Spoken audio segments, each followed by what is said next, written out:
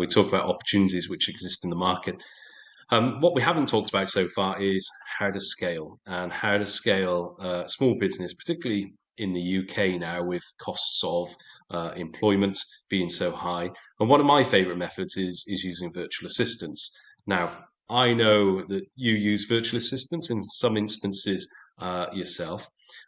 What property tasks do you think someone should outsource or could outsource? And how do you make sure that virtual assistants, they're like any employee, they need support, they need training, they need guidance. How do you make how do you bring that to life really for someone Yeah, joining so joining your team? on the very first part of that question, the question is what tasks can they do? And a very large task that's going to save you a huge amount of time is when you get a lead coming in. Let's say it's open rent because that's where you're renting properties through. Is it for HMOs or normal properties? That lead has to be extremely well qualified.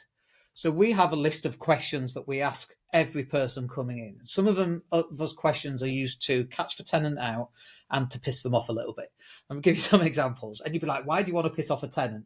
So, because if a tenant gets pissed off really quickly, we don't want them as a tenant. They're going to be a pain in the backside. We only want nice tenants, right? We have a no dickhead policy. It's not written in the tenancy agreement, but it's written inside my head. No dickheads allowed.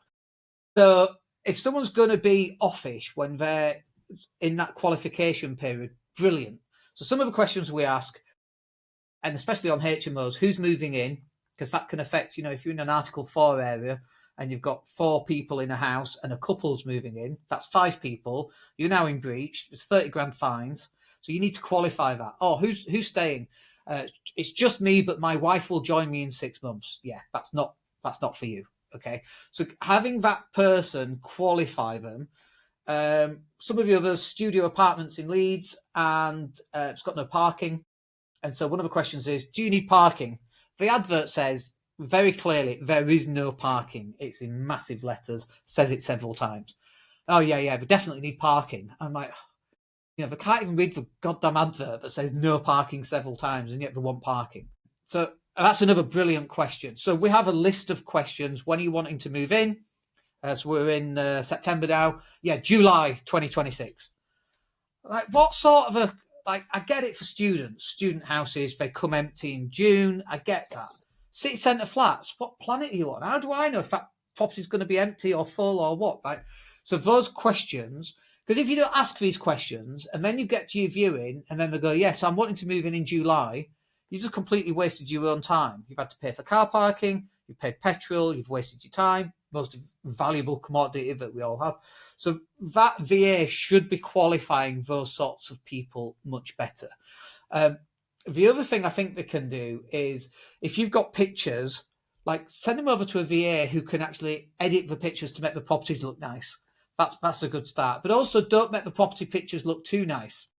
I see a lot of people using fisheye lenses on small rooms. And then the tenant gets there and they're like, oh my gosh, it's so much smaller than what I thought it was going to be online. So you've just ruined it because you've just wasted a visit. They're never going to rent it because you've kind of fiddled what it looks like. So yeah, make the property pictures look nice.